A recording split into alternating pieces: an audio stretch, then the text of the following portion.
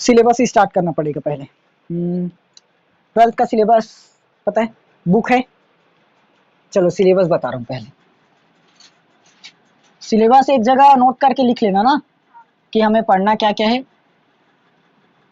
या तो होगा तो प्रिंट आउट भी करा सकते हो सीधा, लेकिन बेहतर है यदि हाथ से लिख रहे हो वो ज़्यादा बेहतर है, क्योंकि प्रिंट आउट का खुद से नहीं लिखे रहोगे वो कम से कम याद रहेगा कि हमें ये पढ़ना था।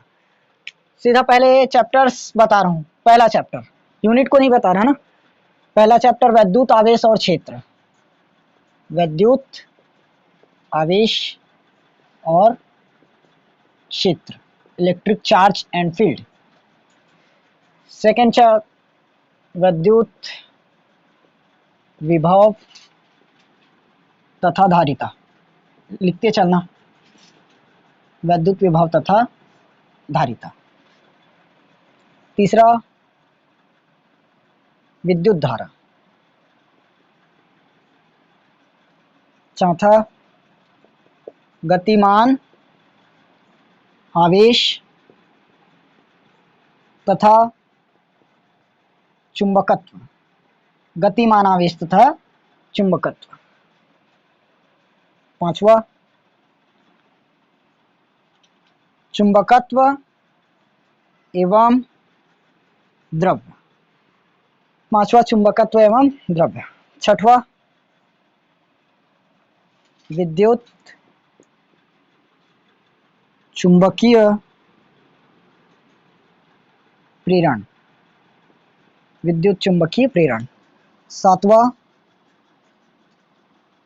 प्रत्यावर्ती धारा। आठवां विद्युत चुंबकीय तरंगे। विद्युत चुंबकीय तरंगे। फिर चैप्टर 9 किरण प्रकाशिकी।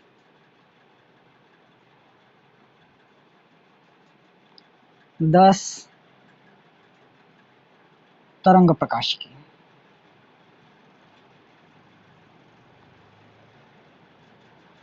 11 विकिरण तथा द्रव्य की द्वैत प्रकृति। विकिरण तथा द्रव्य की द्वैत प्रकृति। और 12 चैप्टर है परमाणु। 13 है नाभिक। 14 अर्धचालक। और 15 संचार। 15 है संचार व्यवस्था। संचार व्यवस्था एनसीईआरटी से हट चुका है, हमें सिर्फ 14 चैप्टर्स कवर करना है, लेकिन छत्तीसगढ़ बोर्ड में अभी हटा नहीं है ना। छत्तीसगढ़ बोर्ड में संचार व्यवस्था से क्वेश्चन आता है, इसलिए इसको कवर करना पड़ेगा। अब वो हम लोग अपने जो इधर बुक चलता है नवोद प्रबोध उसे कवर कर लेंगे। फिलहाल जो 14 चैप्टर पढ़ना है, 14 चैप्टर पूरा पूरा एनसीईआरटी रहेगा। एनसीईआरटी क्वेश्चंस कवर करना है। देखो अब इसका मार्किंग समझ लेते हैं पहले, कितना नंबर का आएगा। ये यूनिट में डिवाइड है, यूनिट में डिवाइड है ये। देखो पहला चैप्टर है विद्युत आवेश और क्षेत्र। दूसरा चैप्टर विद्युत विभव तथा धारिता। तीसरा विद्युत धारा। ये दोनों एक ही यूनिट है, यूनिट में डिवाइड है ना जो एनसीईआरटी के अकॉर्डिंग है। ये दोनों चैप्टर को मिलाकर इलेक्ट्रोस्टैटिक्स पहला यूनिट, स्थिर वैद्युतिकी। ये तीसरा यूनिट विद्युत धारा और तीसरा चैप्टर अकेला ही है, इलेक्ट्रिक करंट। चौथा है गतिमान आवेश तथा चुंबकत्व। पांचवा चुंबक एवं द्रव्य, ये दोनों एक ही यूनिट है। छठवां विद्युत चुंबकीय प्रेरण, प्रत्यावर्ती धारा और विद्युत चुंबकीय तरंगे। ये हमारा एनसीईआरटी का फर्स्ट पार्ट है, ये पहला बुक है। एक बुक में इतना चैप्टर है, सेकंड बुक में ये इतना चैप्टर है। ये हमारा मॉडर्न फिजिक्स। मॉडर्न फिजिक्स यहाँ से चालू होगा ना 11वां चैप्टर से। ये तो प्रकाशिकी के है ऑप्टिक्स, ये यूनिट ही है ऑप्टिक्स का। ये ऑप्टिक्स का है, यहाँ से मॉडर्न फिजिक्स स्टार्ट है। देखो ऑप्टिक्स में सिर्फ दो ही पार्ट पढ़ना है, एक किरण प्रकाशिकी और एक है तरंग प्रकाशिकी। सबसे लंबा चैप्टर यही है किरण प्रकाशिकी, इसको 5 पार्ट में डिवाइड करके ही पढ़ना पड़ेगा। 9A ये 9 चैप्टर है तो इसलिए इसको 5 प्रकार में डिवाइड करना है, 9A 9B 9C और 9D 9E, तब ये कवर होगा। ऐसे पढ़ोगे तो बहुत ज़्यादा लॉन्ग लगेगा। एनसीईआरटी के अकॉर्डिंग तो एक ही चैप्टर बना कर दिए है, लेकिन हमें पढ़ना तो पार्ट में डिवाइड करके ही पढ़ना पड़ेगा। और यदि प्रेफरेंस के लिए जो सामान्य इधर नवोद प्रबोध इस्तेमाल करते हो कर सकते हो, लेकिन मेन एनसीईआरटी ही रहेगा ना। फिर तरंग प्रकाशिकी, इसी का ही पार्ट है, इस पर किरण के बारे में जानोगे, यहाँ पर तरंग के बारे में। फिर उसके बाद विकिरण की विकिरण तथा द्रव्य की द्वैत प्रकृति, यहाँ से मॉडर्न फिजिक्स स्टार्ट है। यहाँ से क्वेश्चन उतना ज़्यादा खास नहीं आएगा, लेकिन खींचेगा तो बहुत ज़्यादा नंबर है। फिर परमाणु, नाभिक, अर्धचालक, संचार, मोस्टली यहाँ तक तो सब लोग कवर करते हैं, लेकिन यहाँ तक आते आते पढ़ाई थोड़ा सा ढील पड़ जाता है और भूलने लग जाते हो, छोड़ देते हो, बोरियत समझ जाते हो इधर। और लेकिन मेन जो है क्वेश्चन यही खींचेगा 7 नंबर का, 7 नंबर का क्वेश्चन यहाँ से है। अब एक ही क्वेश्चन 7 नंबर में देगा ऐसा नहीं है, क्वेश्चन बट कर आएगा। 3-3 नंबर का 2 क्वेश्चन मिलेगा, 1 नंबर का 1 क्वेश्चन मिलेगा। लास्ट का है संचार व्यवस्था, संचार व्यवस्था से हमें 3 नंबर का 2 क्वेश्चन देखने को मिलेगा और 1 नंबर का 1 क्वेश्चन यहाँ से कंप्लीट। और एक मिलेगा किरण प्रकाशिकी, किरण प्रकाशिकी से भी बहुत ज़्यादा क्वेश्चन आएगा, 5 नंबर का क्वेश्चन वहीं से मिलेगा। अब मेन है जो 55 नंबर का क्वेश्चन जहाँ से आता है, उन्हीं चैप्टर्स को बता रहा हूँ। देखो 7 नंबर का क्वेश्चन ये तो तय है, लेकिन ये पूरा एक ही नंबर 7, मतलब एक ही क्वेश्चन 7 नंबर का नहीं आएगा ना, अलग अलग ही आएगा। 5 नंबर का क्वेश्चन हमें एक चैप्टर से मिलेगा, वैद्युत आवेश और क्षेत्र, यूनिट से ही मिलेगा। ये दोनों एक यूनिट है। ये क्या है, इलेक्ट्रोस्टैटिक्स, स्थिर वैद्युतिकी, यहाँ से 5 नंबर का एक क्वेश्चन आएगा। अब 5 नंबर का एक क्वेश्चन कैसे रहेगा, एक क्वेश्चन हमें कहाँ से देगा, वैद्युत आवेश तथा क्षेत्र से देगा, दूसरा क्वेश्चन वैद्युत विभव और धारिता से, की दोनों से एक एक क्वेश्चन रहेगा। अब उस एक क्वेश्चन में हमें एक ही क्वेश्चन बनाना है, क्योंकि यहाँ से एक क्वेश्चन होगा अथवा में एक क्वेश्चन और देगा, तो दोनों में से एक ही क्वेश्चन बनाना है 5 नंबर का। तो चाहे फर्स्ट चैप्टर को अच्छे से तैयार करो या सेकंड को करो, मिलेगा। और यदि टारगेट IIT JEE नीट का है तब तो पूरे को अच्छे से कवर करना पड़ेगा। तीसरा में है विद्युत धारा, विद्युत धारा से उतना खास क्वेश्चन नहीं आएगा, लेकिन कॉम्पिटिटिव एग्जाम के लिए बहुत इंपॉर्टेंट चैप्टर है, यहीं से क्वेश्चन निकलेगा। इस पर हमें किरचॉफ का नियम और धारा, साथ में रेजिस्टेंस के बारे में पूरा इसी पर पढ़ना पड़ेगा। गतिमान आवेश तथा चुंबकत्व, ये दोनों अलग यूनिट है। इस यूनिट से भी एक क्वेश्चन मिलेगा हमें 5 नंबर का, जहाँ से एक क्वेश्चन मिलेगा 5 नंबर का। इसमें भी और रहेगा एक क्वेश्चन, हाँ, लेकिन ना चुंबकत्व और द्रव्य में जो लॉन्ग क्वेश्चन है 5 नंबर वाला, वो बहुत कम क्वेश्चन है, 1 आध 2 क्वेश्चन बस मिलेगा 5 नंबर वाला, लेकिन उसको ज़्यादातर देते नहीं है बोर्ड में। मिलेगा तो हमें एक ही चैप्टर से ज़्यादा क्वेश्चन देखने को मिलेगा, 5 नंबर वाला चौथे चैप्टर से, जो गतिमान आवेश तथा चुंबकत्व है। 5 नंबर वाला क्वेश्चन, दोनों क्वेश्चन मोस्टली यहीं से मिलेगा, यहाँ से उतना खास नहीं मिलता, 1 आध 2 बार पूछा गया है बोर्ड में, और अपने छत्तीसगढ़ बोर्ड में तो शायद ही आया होगा, यहाँ से आया है पूरा क्वेश्चन 5 नंबर वाला। तो जितना इंपॉर्टेंट बता रहा हूँ मार्क करके रखना। फिर विद्युत चुंबकीय तरंगे, विद्युत चुंबकीय प्रेरण, यहाँ से एक ही क्वेश्चन बस आएगा, 4 नंबर का क्वेश्चन। प्रत्यावर्ती धारा, यहाँ से भी एक ही क्वेश्चन मिलेगा, 4 नंबर। देखो अभी बता रहा हूँ तो खैर ये छत्तीसगढ़ बोर्ड का पैटर्न है ना, लेकिन जो पैटर्न है वो एनसीईआरटी हो चुका है। किसी भी हिंदी बोर्ड पर ये एनसीईआरटी पैटर्न लागू है, चाहे कोई भी बोर्ड से रहे, राजस्थान बोर्ड हो, बिहार बोर्ड हो, या छत्तीसगढ़ बोर्ड हो, MP बोर्ड हो, सभी पर एनसीईआरटी पैटर्न लगा है। क्वेश्चन की संख्या वही रहेगी। आप लोगों का प्रैक्टिकल रहेगा 30 नंबर का और थ्योरी रहेगा 17 नंबर का, टोटल हो जाएगा हमारा 100। सभी बोर्ड में पैटर्न ऐसे ही रहेगा, बदल सकता है तो सिर्फ क्वेश्चंस। ये दोनों क्वेश्चन मतलब यहाँ से ना एक ही क्वेश्चन मिलेगा 4 नंबर का, चाहे वो इस चैप्टर से मिले या इस चैप्टर से मिले, क्योंकि दोनों एक ही यूनिट है। दोनों में से कोई भी एक यूनिट से ना 4 नंबर का क्वेश्चन मिलेगा। और 4 नंबर का क्वेश्चन कैसे रहेगा, वो अपठित गद्यांश सुने हो ना हिंदी में, अपठित गद्यांश जैसे सॉल्व करते हैं, यहाँ से भी वही रहेगा। एक हमें पूरा पैराग्राफ देगा, पैराग्राफ पढ़ोगे, फिर वहाँ से इसका आंसर करोगे जो भी चैप्टर से आए, लेकिन वो तभी संभव है जब हम ये चैप्टर कवर करे रहेंगे। अपने आप में ये बहुत ही एक मोस्ट इंपॉर्टेंट चैप्टर है, क्योंकि यहाँ से 4 नंबर का एक ही क्वेश्चन फंसेगा और वो क्वेश्चन हमें ऑलरेडी पता है कि कौन सा क्वेश्चन आएगा, इसलिए। हाँ, लेकिन 4 नंबर का तो आ गया, लेकिन दोनों यूनिट से सिर्फ 4 नंबर का ही क्वेश्चन ही आएगा, अदर क्वेश्चन भी आएगा। वो मोस्ट बता रहा हूँ जो ऑलवेज हर साल ही आएगा, और इस साल भी आया था, प्रीवियस ईयर उठाकर देख लेना, हर साल मिला है 4 नंबर का एक क्वेश्चन, और वो एक ही यूनिट से है। ठीक, प्रत्यावर्ती धारा तो हाँ, वैद्युत चुंबकीय तरंगे, ये चैप्टर एकदम सरल चैप्टर है। 3 नंबर से सिर्फ 2 क्वेश्चन आएगा, 3 नंबर का ओनली 2 क्वेश्चन, और पूरा का पूरा थ्योरी पर बेस्ड है, याद ही करना पड़ेगा। 7 तरंग पढ़े हो ना, वही रेडियो तरंग, माइक्रो तरंग और पराबैंगनी किरण, ये सब जो तरंग पढ़ाए हूँ वही तरंग बस आएगा यहाँ से। सिर्फ 2 ही क्वेश्चन मिलेगा 3 नंबर का, और पूरा थ्योरी है, याद ही करने वाला है। मेन है किरण प्रकाशिकी। कितना क्वेश्चन हुआ? 1 और ये 2, 5 नंबर वाला 2 क्वेश्चन खत्म। अब जो 9 और 10 ऑप्टिक्स है हमारा यूनिट, ऑप्टिक्स सेकंड पार्ट है ये तो इतना पूरा फर्स्ट पार्ट से है एनसीईआरटी बुक से, और ये सेकंड पार्ट है, 2 पार्ट में डिवाइड है बुक यदि अभी रखे हो एनसीईआरटी का तो देखना, एक पार्ट हमें मिलेगा इसका विद्युत चुंबकीय तरंगे का, और दूसरा पार्ट मिलेगा इसका। इसमें से 9वां और 10वां चैप्टर किरण प्रकाशिकी और तरंग प्रकाशिकी, इन दोनों को मिलाकर एक यूनिट बनाया गया है, और यहाँ से मिलेगा हमें 5 नंबर का एक क्वेश्चन।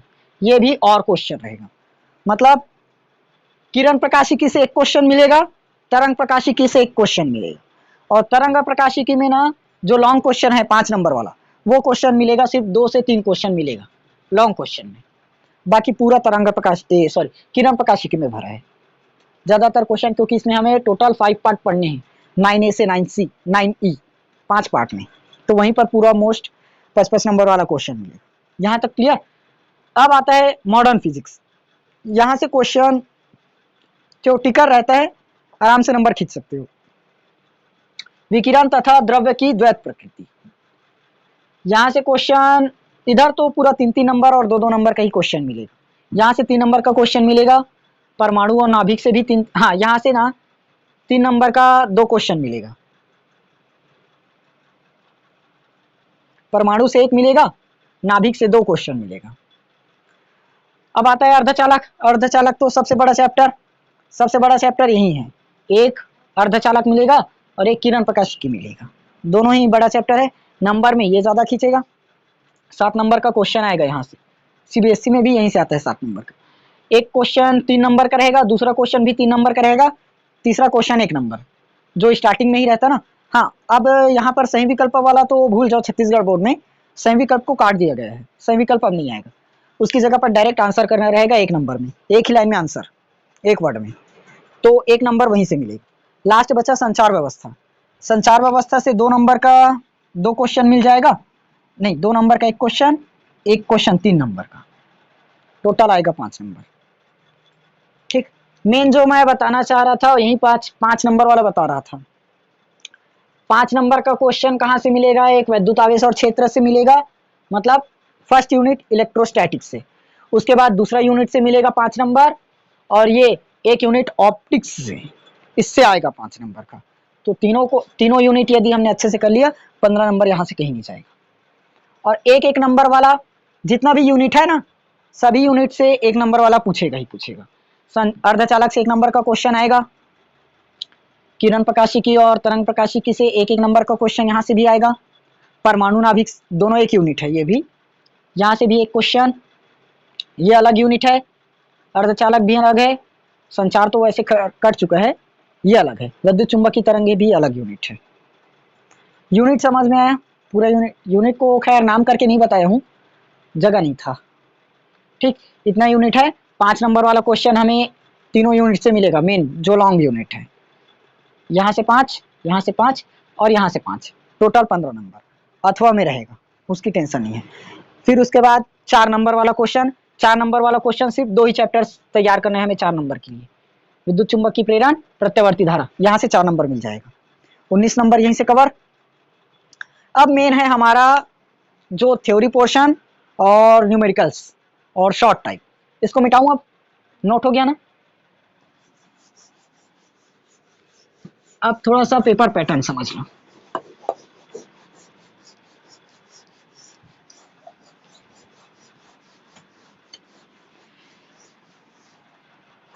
देखो क्वेश्चन हमें इस प्रकार से मिलेगा, एक तो क्वेश्चन रहेगा वेरी शॉर्ट टाइप, इसको क्या बोलते हो, अति लघु उत्तरी ना, और एक रहेगा हमारा शॉर्ट टाइप क्वेश्चन, एक लॉन्ग टाइप का, और एक रहेगा मेन न्यूमेरिकल्स का, न्यूमेरिकल्स का क्वेश्चन। देखो वेरी शॉर्ट टाइप क्वेश्चन तो एक नंबर का रहता है, 5 क्वेश्चन, टोटल 5 नंबर मिल जाएगा। शॉर्ट टाइप क्वेश्चन एक नंबर का, सॉरी एक नंबर बोल रहा हूँ, 2 नंबर का रहेगा 5 क्वेश्चन, इसमें मिल जाएगा हमें 10 नंबर। लॉन्ग टाइप क्वेश्चन इसमें 4 और 5 दोनों शामिल है ना, 4 नंबर का एक क्वेश्चन मिलेगा, 4 नंबर का क्वेश्चन सिर्फ एक ही मिलेगा, 4 नंबर का एक क्वेश्चन प्लस 5 नंबर का भी बताया, कितना क्वेश्चन रहेगा, 3 क्वेश्चन। एक कहाँ से मिलेगा, जो चैप्टर फर्स्ट और सेकेंड है वो, और दूसरा ऑप्टिक्स, किरण प्रकाशिकी और तरंग प्रकाशिकी, और एक मिलेगा मूविंग चार्जेस और मैग्नेटिज्म मैटर, 4 और 5 से, तो टोटल 5 या 15 और 4 19 नंबर यही खींचेगा। लास्ट बचा न्यूमेरिकल। अच्छा ये तो खैर पूरा इसी में कवर हो गया, 3 नंबर वाला क्वेश्चन बचा है, इसमें आएगा 3 नंबर। देखो 3 नंबर का टोटल रहेगा 12 क्वेश्चन, 2 पंचे 10 प्लस 12 तिया 36, 36 और 10 46, यहाँ से आएगा। न्यूमेरिकल्स इसी में शामिल है ना, निकालूंगा उसको। देखो कितना हुआ, 5 19 और 46, ये लो, ये क्वेश्चन समझ में है। वेरी शॉर्ट टाइप एक नंबर का 5 क्वेश्चन। अब शॉर्ट टाइप में ना, इसमें 2 नंबर वाला क्वेश्चन भी ऐड है और 3 नंबर वाला क्वेश्चन भी ऐड है, क्योंकि अलग अलग नहीं बना सकता था इसलिए शॉर्ट में ही डाल दिया। 2 नंबर का 5 क्वेश्चन, 3 नंबर का 12 क्वेश्चन, ये 10 हुआ प्लस 36, टोटल कितना 46। यहाँ से लॉन्ग टाइप में 4 नंबर का एक क्वेश्चन मिलेगा, 5 नंबर का 3 क्वेश्चन, टोटल 19। गिन कर देख लो, 5 46 और 19, 9 और 6 15, 15 5 20, 4 और 3 7, 70 नंबर, प्लस 30 नंबर प्रैक्टिकल का रहेगा। प्रैक्टिकल तो खैर मिल जाएगा, स्कूल में कैसा है व्यवहार, पढ़ाई लिखाई में कैसे, उससे दे देंगे। मेन है ये 70 थ्योरी, थ्योरी में यदि 65 प्लस ला लिए मतलब चला गया 95 फिजिक्स में, और फिजिक्स में 95 जाना थोड़ा सा मुश्किल है, लेकिन यदि मेहनत है और थोड़ा सा स्मार्ट वर्क है, मतलब कुछ भी इम्पॉसिबल नहीं है, हो जाएगा। अब जो न्यूमेरिकल का क्वेश्चन है वो यहीं से निकलेगा। वेरी शॉर्ट टाइप से तो न्यूमेरिकल नहीं निकाल पाओगे, लॉन्ग टाइप से भी न्यूमेरिकल नहीं देगा, मेन इसी में है जो 46 नंबर है ना। अब देखो 46 नंबर कवर कैसे होगा। 46 नंबर में कम से कम ना हमारा 12 से 15 नंबर न्यूमेरिकल ही खींचेगा, और बाकी अदर बोर्ड में तो कम से कम 15 से 20 नंबर आ जाएगा। हमारे छत्तीसगढ़ बोर्ड में 12 से 15 नंबर ही देगा, बाकी अदर बोर्ड में 15 से 20 नंबर आएगा। अब देख लो 46 में वही निकाल लो, 16 ही निकाल लो, 30 नंबर थ्योरी तैयार करना पड़ेगा, और बाकी जो 16 नंबर बचा वो न्यूमेरिकल। और मेरे ख्याल से छत्तीसगढ़ बोर्ड में 12 से 15 नंबर बस आ रहा है, इसको ध्यान मत दो, न्यूमेरिकल को पूरा ही करना पड़ेगा। जिस चैप्टर से न्यूमेरिकल बनता है हर एक चैप्टर करना पड़ेगा। न्यूमेरिकल सिर्फ मॉडर्न फिजिक्स से उतना खास नहीं आएगा, मॉडर्न फिजिक्स से ना 1-2 नंबर बस का न्यूमेरिकल देगा, मतलब 1 या 2 न्यूमेरिकल आएगा 3 नंबर का। न्यूमेरिकल ज़्यादा इसी पर मिलेगा, एक तो 3 नंबर का मिलेगा और एक 2 नंबर का मिलेगा, बस 3 नंबर का 2 दे देते हैं और 2 नंबर का 2, 3 3 6 और यहाँ से 4 10, मोस्टली हमारे तरफ इतना ही मिलेगा, लेकिन बाकी यूपी बोर्ड और बिहार बोर्ड है वहाँ पर ज़्यादा ही मिलेगा। ये क्वेश्चन समझ में आया, यहाँ पर अलग अलग करके लिख सकते हो। 1 नंबर का 5 क्वेश्चन, टोटल 5, 2 नंबर का 5 क्वेश्चन 10, 3 नंबर का 12 क्वेश्चन, टोटल 36, 4 नंबर का 1 क्वेश्चन 4, 5 नंबर का 3 क्वेश्चन, टोटल 15, हो गया हमारा 70 नंबर। ये है पूरा हमारा सिलेबस और पैटर्न। पैटर्न कैसे आता है इससे समझ में आ गया, सिलेबस स्टार्टिंग में बता दिया। अब सिलेबस जो पहला चैप्टर जैसे लिखे थे electric charge and field, electric charge and field, अब उससे क्या क्या पढ़ना है उस सिलेबस को एक जगह लिखना, तब काम का। क्या हुआ,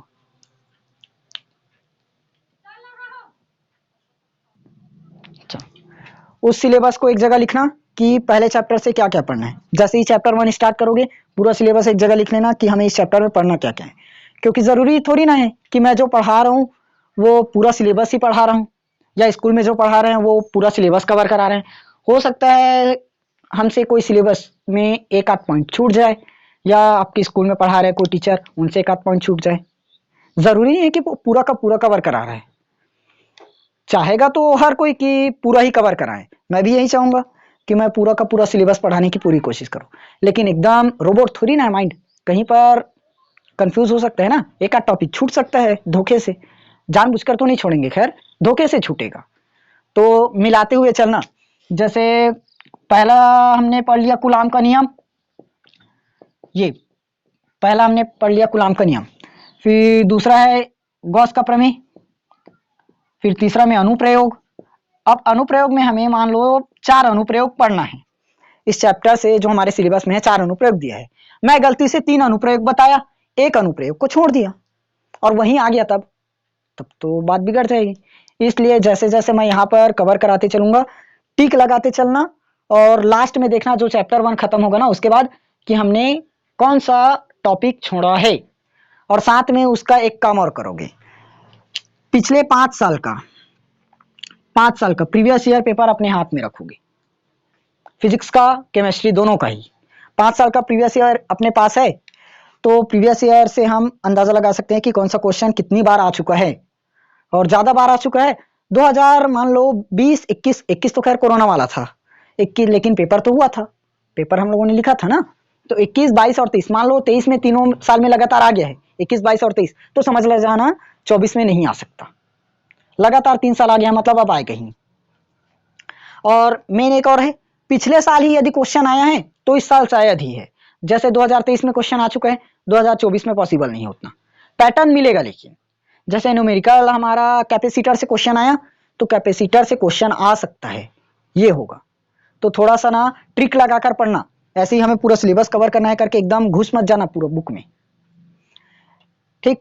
ये मेन है, इसको करके रखना, कहीं से भी हो, चाहे प्रिंट कराओ, फोटोकॉपी कराओ, या किसी से मांगो, एवरीथिंग, कुछ भी कर सकते हो।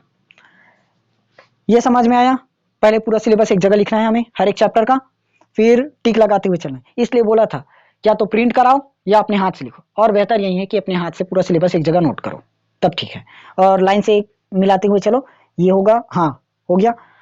जैसे गुलाम का नियम पढ़े, गुलाम का नियम देखो हमने पढ़ा, सिलेबस में चेक करो गुलाम का नियम है, पढ़ाए कि नहीं पढ़ाए, चैप्टर 1 खत्म होने के बाद गुलाम का नियम हाँ पढ़ा लिए, नहीं पढ़ाए तो पूछो अपने टीचर से, ये क्वेश्चन छूटा है आप बताइए, और यदि नहीं बता पा रहे हैं कुछ कारण से, तो आप लोग खुद से पढ़ने की कोशिश करो, ठीक। एकदम दूसरे पर डिपेंड मत होना कि वो पूरा करा देंगे, ठीक है।